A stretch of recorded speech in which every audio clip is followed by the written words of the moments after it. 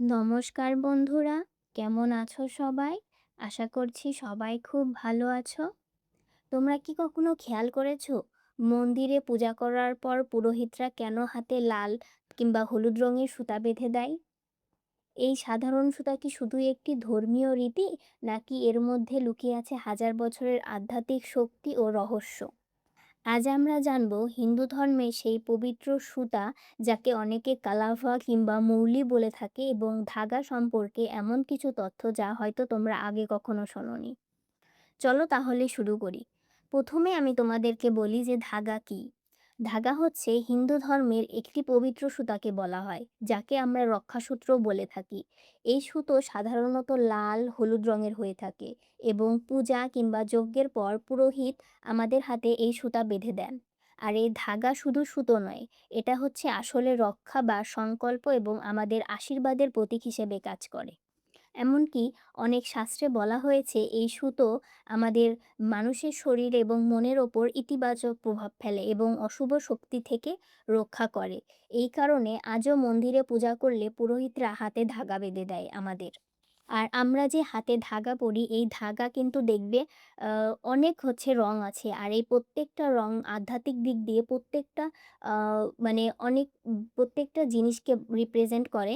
আর এই ধাগার প্রতিটি রঙের আলাদা, আলাদা আধ্যাত্মিক অর্থ আছে। যেমন ধরো লাল রং। লাল রং হচ্ছে আমাদের বোঝায় শক্তি, মানে দেবী শক্তির আশীর্বাদ বোঝায়।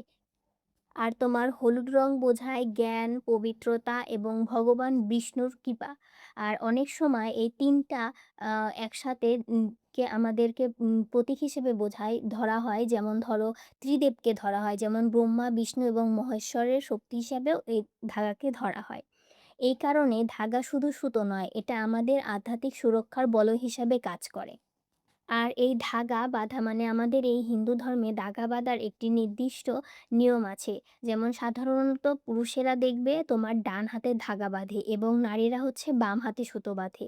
কারণ শাস্ত্র অনুযায়ী ডান হাত হচ্ছে ছেলেদেরকে কর্ম এবং শক্তির প্রতীক, এবং পূজা, যজ্ঞ, ধর্মীয় কাজ সমস্ত কিছুই তোমার ডান হাত দিয়ে করা হয়। যার কারণে পুরুষেরা তোমার রক্ষাসূত্র ডান হাতে বাঁধে, যাতে কর্ম এবং শক্তি পবিত্র থাকে।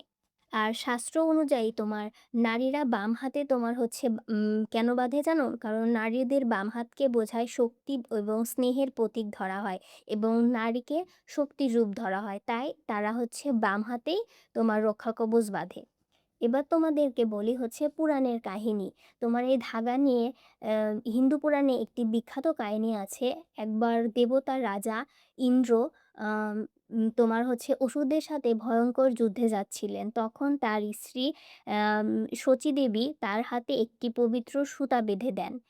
তিনি প্রার্থনা করেছিলেন যাতে এই সুতা ইন্দ্রকে অশুভ শক্তির হাত থেকে রক্ষা করে। বিশ্বাস করা হয় সেই আশীর্বাদ এবং শক্তির কারণেই ইন্দ্র যুদ্ধে বিজয়ী হয়। ওই ঘটনার পর থেকে ধাগা বা রক্ষাসূত্রের রক্ষক হিসেবে মানা হয় এবং শুরু করা হয়। তারপরে তোমার পৌরাণিক আরেকটা কাহিনী আছে, তোমার বিষ্ণু এবং মহাবলী রাজার। সেখানে হচ্ছে ওই কাহিনীতে বলা হয় যে ভগবান বিষ্ণু বামন অবতার রূপে যখন আসে, তখন তোমার অসুর রাজা বলি খুবই শক্তিশালী হয়ে উঠেছিল। তখন ভগবান বিষ্ণু ব্রাহ্মণ অবতার হয়ে এসে তার অহংকার ভেঙে দেন। আর তোমার এই কাহিনীর সাথে যুক্ত মন্ত্র থেকেই রক্ষাসূত্রের মন্ত্রের উৎপত্তি হয়েছে বলা হয়। মানে আমাদের হাতে ধাগা বাঁধার একটা মন্ত্র আছে। এই মন্ত্রটা তোমার হচ্ছে আমি তোমাদেরকে কমেন্টে দিয়ে দিব। এই মন্ত্রটার থেকেই রক্ষাসূত্রের মন্ত্রের উৎপত্তি হয়েছে বলে ধরা হয়। আর তোমার এই ধাগার উল্লেখ পাওয়া যায় অথর্ববেদ এবং স্কন্দ পুরাণেও। এবং এসব শাস্ত্রে তোমার এই রক্ষাসূত্রকে আধ্যাত্মিক সুরক্ষা এবং আশীর্বাদের প্রতীক হিসেবে ধরা হয়। এমনকি তোমার অনেকে তোমার প্রশ্ন করে যে ধাগা কতদিন হাতে রাখা উচিত? ধর্মীয় বিশ্বাস অনুযায়ী ধাগা আসলে যদি নিজে খুলে যায়, তাহলে ওটাকে খুবই শুভ বলে ধরা হয়। আর এই ধাগা সাধারণত তোমার ৭ দিন থেকে ২১ দিন পর্যন্ত রাখা উচিত। কারণ ধাগার যে শক্তি আছে, যে পজিটিভ এনার্জি আছে, সেটা আসলে শেষ হয়ে যায়। যার কারণে ধাগা তোমার এই সময়টুকু পর্যন্তই হাতে রাখা উচিত। এরপর নদীতে কিংবা হচ্ছে পবিত্র কোনো গাছের নিচে কেউ পুঁতে দেয়, কিংবা হচ্ছে বেশিরভাগই তোমার হচ্ছে জলে ফেলে দেয়। তাই পরের বার যখন মন্দিরে গিয়ে হাতে ধাগা বাঁধবে, তখন মনে রাখবে যে এটি শুধু একটি সুতা নয়, এটা আমাদের হচ্ছে হাজার বছরের বিশ্বাস, আধ্যাত্মিক শক্তি এবং দেবতাদের আশীর্বাদের প্রতীক। আর তোমার এই ধাগার মধ্যে লুকিয়ে আছে রক্ষা শক্তি এবং ভক্তির গভীর রহস্য। তোমরা কি কখনো মন্দিরে গিয়ে হাতে ধাগা বেঁধেছো?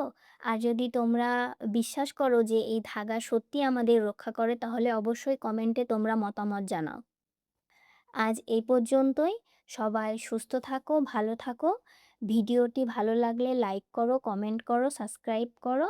আর সবাইকে ভিডিওটি দেখার জন্য অসংখ্য ধন্যবাদ।